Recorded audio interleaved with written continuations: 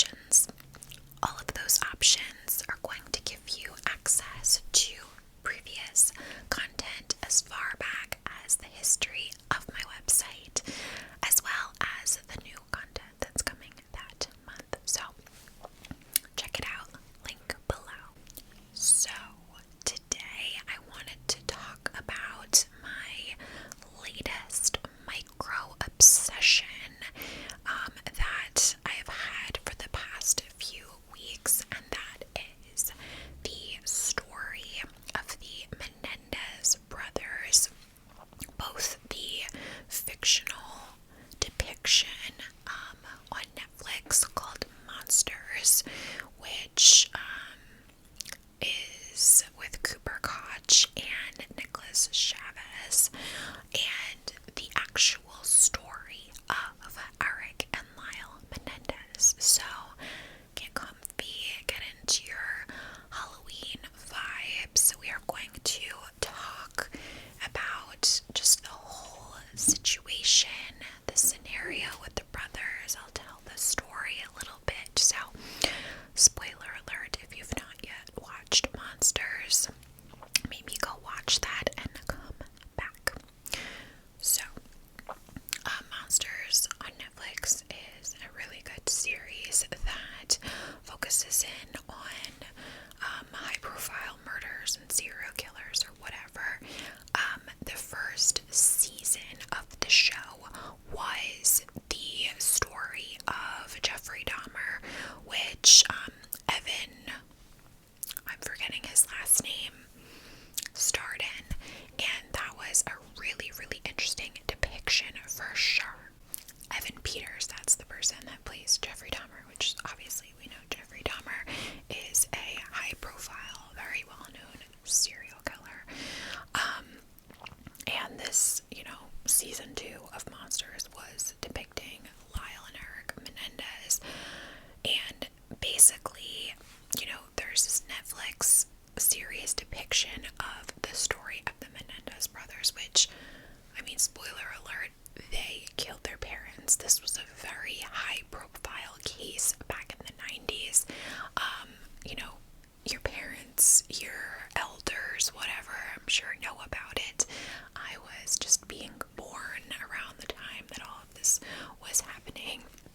So there's that depiction, and then there's the documentary that just came out on October 7th that is a 2-hour documentary and has the actual voice of the real Lyle and Eric Menendez, and it speaks to, what actually happened that night. So essentially the story is that, Eric and Lyle Menendez were these two kids, Eric being 18 and Lyle being 21.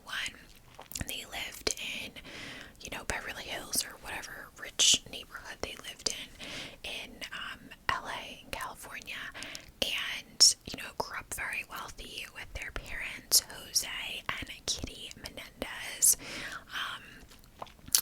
Their parents were murdered with a shotgun in a very brutal manner in their mansion in Beverly Hills.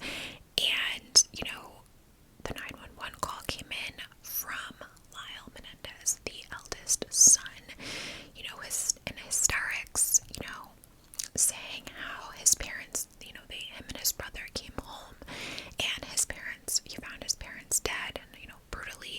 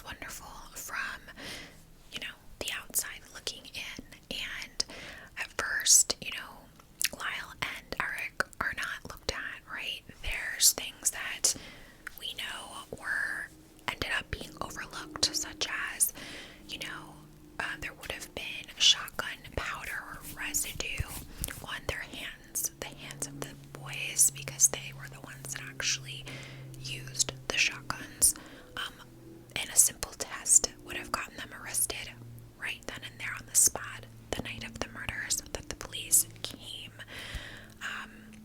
to investigate, but nobody, did that or looked at them. They were given really good, let's say, customer service by the police. They're in this really well-off neighborhood. The police department's funded by the taxes of, the taxpayers in that neighborhood, and, they treat them well. Also, there were shotgun casings. They picked them all up from the crime scene, and there was bullets and things in Lyle's trunk, and they could have simply looked in his trunk and they would have been arrested that night, and the cops didn't do it.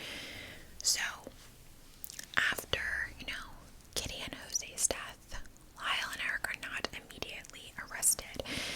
They insinuate that there could have been a mafia hit. Jose Menendez, the father, was this very, important business mogul that owned a record company that owned Hertz rental cars and things, and had a lot of people, and that he could have known that wanted him dead based off of like shady business dealings, we'll say. So Eric and Lyle. So now what is depicted in the show? We'll kind of take a pause on the facts of the matter and kind of talk about the show versus documentary. So the whole thing with the show is that people feel like Ryan Murphy, the creator of the show, portrayed, or some people feel this way. I don't. So I'm curious of your guys' thoughts. They feel that Ryan Murphy portrayed Lyle and Eric in a really negative way, and in a way that was unfair or not really consistent with the facts that actually happened. Now, what I think and understood the show to be is that Ryan Murphy was depicting all the different angles and viewpoints that anyone might have seen or thought at the time. He was, blending fact with fiction a little bit and kind of embellishing, details and make a really good show, adding some dark humor into the show, which was one of my favorite parts. And from my understanding, when I watched the show versus when I watched the documentary, my mind didn't suddenly change about what had happened based on watching the show and the documentary. I understood what happened after watching the show, and the documentary felt like nothing new. So the show's depicting that Kitty and Jose die, they're murdered, and Lyle and Eric really just, for the most part in the beginning, act like they don't care. They go on a crazy spending spree, which this spending spree was factual, and they spent $700,000 on fancy cars, Rolexes, you name it, a super expensive tennis coach or whatever for Eric.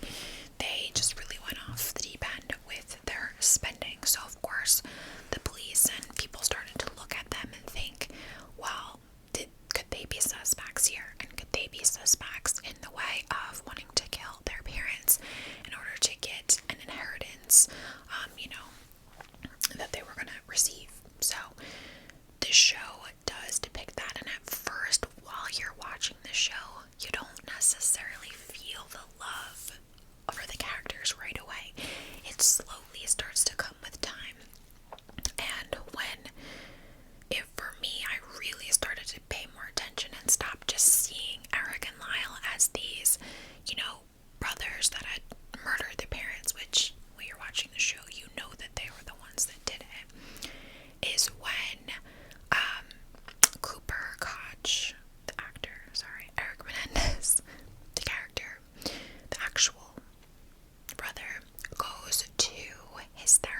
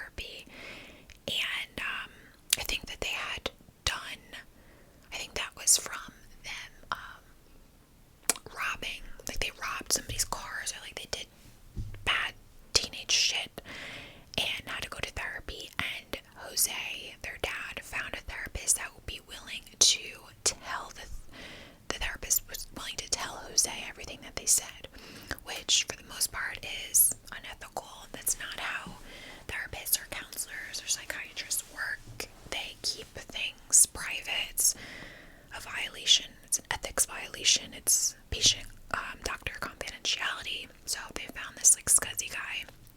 Basically, Eric confesses to the guy, and at this point, you know, the brother's already being looked into a little bit by the police because of, you know, the whole reckless spending and I'm sure other evidence and things, because they were just these young kids. They didn't really do much to like cover the evidence a ton. Which, side note, anyone else wonder how they weren't heard by the neighbors? I know they were in this ritzy neighborhood with this, you know, large mansion and stuff, but shotguns, like, are loud. Guns are loud. If you've never heard one go off, they are loud to the point where you see it in the movies. They're shooting in the movies. No, when you, like, anytime I've been at the gun range or around guns, I have protective, like, headgear on, and I'm still holding my ears. They're very loud, and I think they shot like 15 rounds, so I have no clue how nobody heard and called the cops, because they basically killed their parents, went to the movies, and came back expecting there to have been a police response, like expecting somebody to have called the cops, and nobody called, so that's when they had to do it themselves.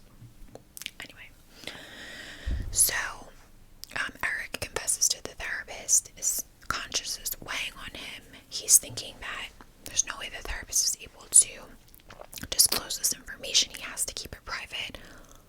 And guys, for the most part, that's true. But from my understanding, a therapist is allowed to disclose what you've told them if you are talking about planning to hurt or kill yourself or somebody else. So I'm assuming that applies to when you've admitted to murdering someone else in the past. So Jerome Osiel tries to blackmail them a little bit, right? He knows they have money. He wants them to invest in his business, and, you know, says he's not going to tell anyone, whatever. Guys, a little scuzzy. He is scuzzy, and as a scuzz, but dude has a wife as well as a side piece, which was originally a patient of his, so he's even more scuzzy. So he's blackmailing these kids.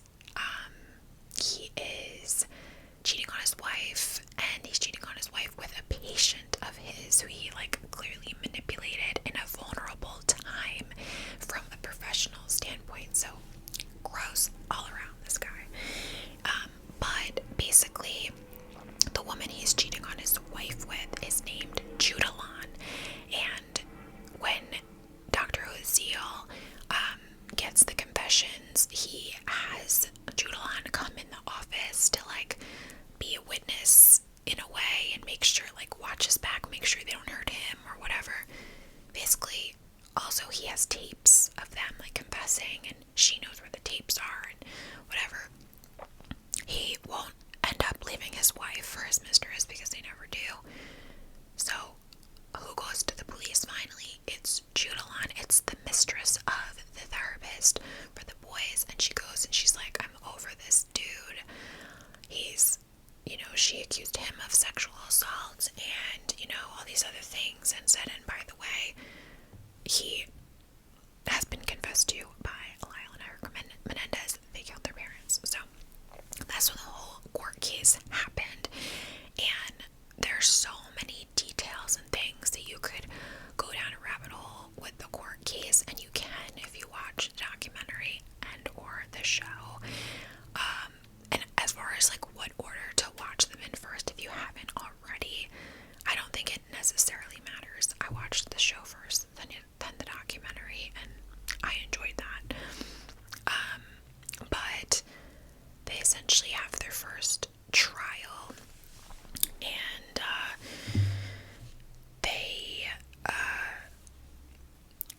there comes a side of things that nobody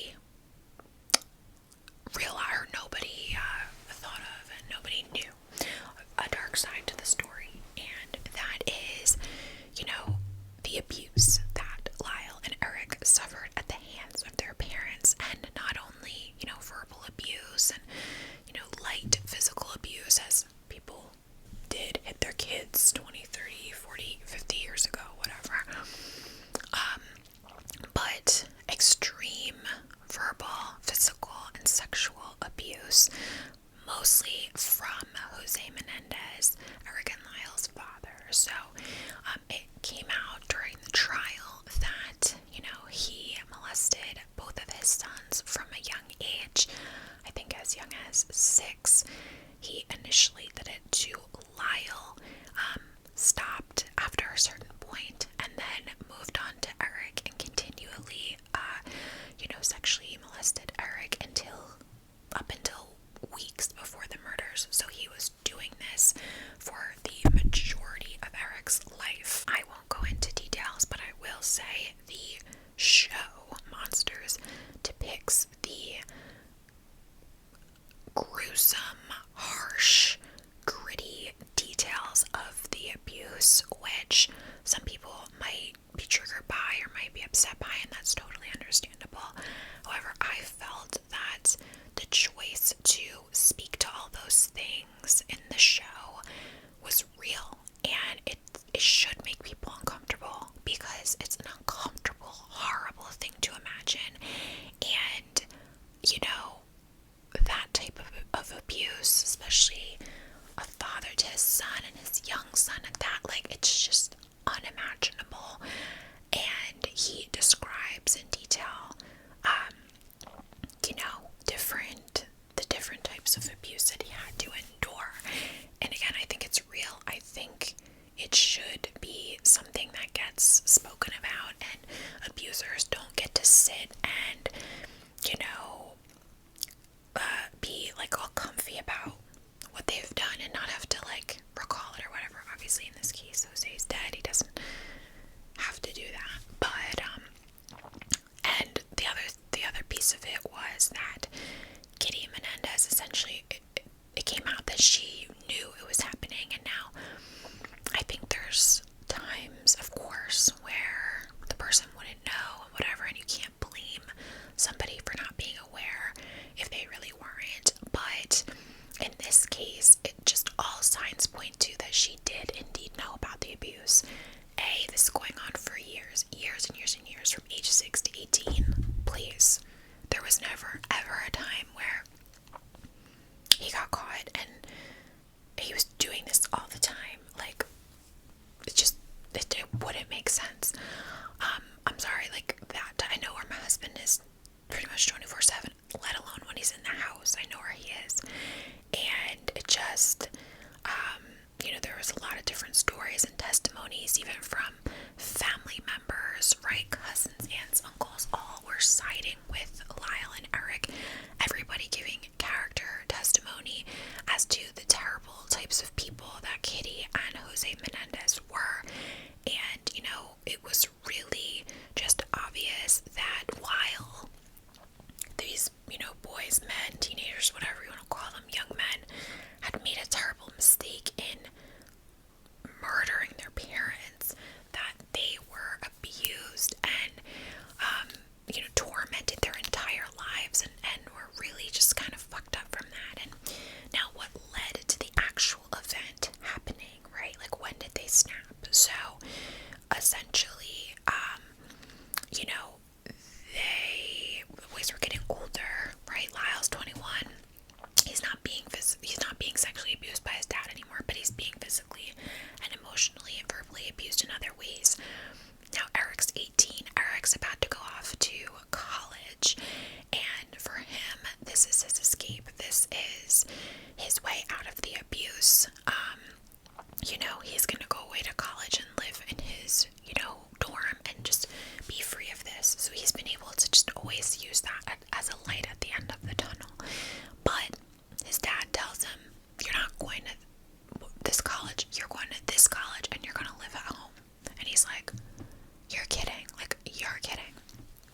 And a couple other things happened, and basically Eric and Lyle, began to fear for their lives, right? At one point, Eric actually confides with Lyle and says, this abuse is still happening to me, and Lyle didn't know.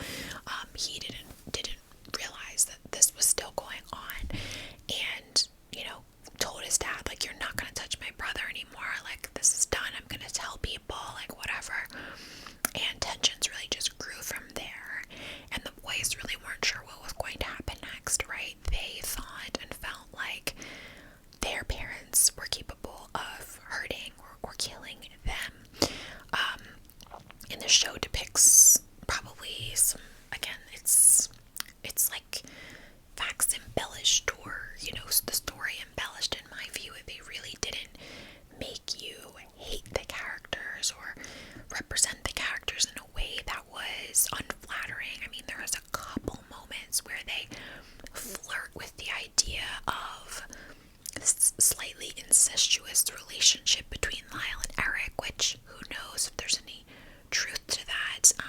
At one point it comes out that Lyle did, unfortunately, touch his brother inappropriately when they were really young because it was what was being done to him. And, but the way he speaks about it, it seemed as though it happened once or twice, whatever, and when they were very young, and that he, like, snapped out of it, and, it didn't become a pattern or whatever, and he felt extremely remorseful. So, I don't know, like, if that was what the show was supposed to be drawing that to, but that angle is one that's not been addressed in the documentary, unless I missed it. And, again, it seems like it could be embellished, and likely is, but who knows. I think that when somebody is abused like that, both of them were, and, for years and years and years, like, it's just hard, like, that if you've not ever experienced anything like that, you can't really, like, imagine what that's like. So, basically, back to kind of when they snap, so they think that, they could be in danger of being hurt or killed. They go buy shotguns and they, decide to kill their parents, but it started with kind of the, Eric's not able to go away to college. Lyle finds out Eric's still being abused, and then, threatens to, like, out Jose about the abuse and things, and from there, now, the first trial, when all the abuse talk and that, story and things are coming out, people, there's, like, mixed reactions, right? So, people are, in the courtroom, a lot of people sympathetic to them, but unfortunately, there's a lot of people that felt that they were making it up, just lying about the abuse, which there's nothing that grinds my gears more. It makes me more disgusted in the human race than people denying abusers, or I'm sorry, people claiming that people that were victims of abuse are lying for attention or for money or for this or for that. Yes, are there people in the world who have lied about abuse to get things or whatever? Sure, those people exist. Are the vast majority talking about their abusers and abuse and speaking out on what they faced real victims and telling their truth? Yes, 1000%.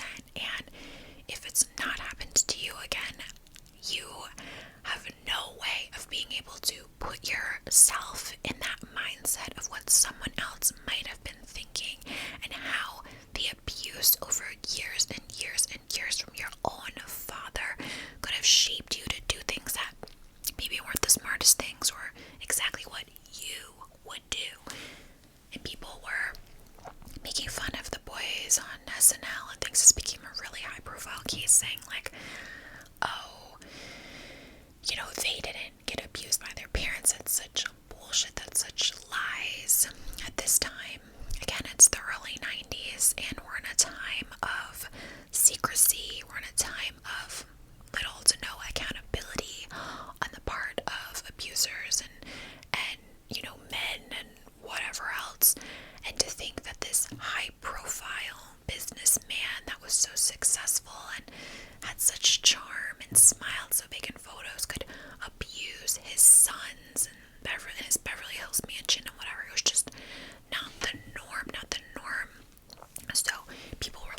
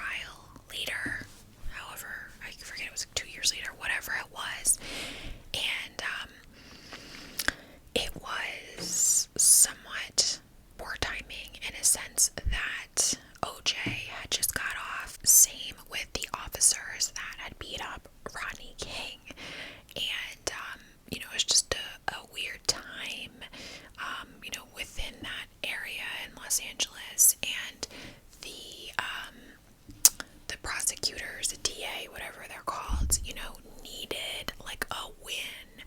So, unfortunately, in the second trial, the documentary, I forget, it doesn't feel like it really gets into this, does not allow the sexual abuse factor to like be a part of the evidence. They let way less people testify to like the characters of Kitty and Jose. They just don't get into that whatsoever. And this time, what was previously on the table was, you know, it was like a manslaughter or, you know, first degree murder or like totally innocent, whereas now manslaughter was off the table. It was just you know, death penalty, like first degree murder or totally innocent, which is like insane because obviously they did it, like they had confessed at this point, and that was a known thing. They weren't saying that they didn't do it, but the whole explanation about the abuse and the self-defense piece is like literally why they did it, and that wasn't able to be spoken about in court. So by that time also there was other things that had come out, like there was phone conversations that I'm sure were taken out of context, or, you know, whatever, with Lyle, where there was like a woman that he had been talking to as like a pen pal and talking to on the phone that recorded him and leaked these tapes and made a book about him and made him seem, you know, like he did do it and he wasn't remorseful. And, you know, she was somebody that the documentary insinuates kind of like had a crush on Lyle and liked Lyle, and Lyle wasn't into her that way, and so she was like doing it to kind of get back at him or whatever. The stars aligned in like the worst way. Lots of different, you know, factors contributed, and basically they got convicted the second time to a life sentence without parole, and there was much less understanding on their part, or on the part of the jury. The jury, you know, came to a conclusion, and unfortunately, you know, the brothers got sent away to jail. Now, obviously, shooting your parents with a shotgun is wrong in any way, shape, or form, any way that you slice it, right? It's not right. And and obviously they needed to have consequences. Didn't make sense for them to walk away just on, you know, whatever. So, of course, I think it would have made more sense if they were charged with manslaughter and got 20 years, 10 years, whatever. I don't know. I'm not a lawyer. I'm not a judge. But the, you know, life without the possibility of parole to people that, you know, they killed their abusers. Their abusers were off the streets and gone, and you know, it doesn't seem like they are dangerous to anyone else. Also in the documentary, you know, they do talk about their remorse, and of course they're still tortured by the events that took place. They were really young men, right?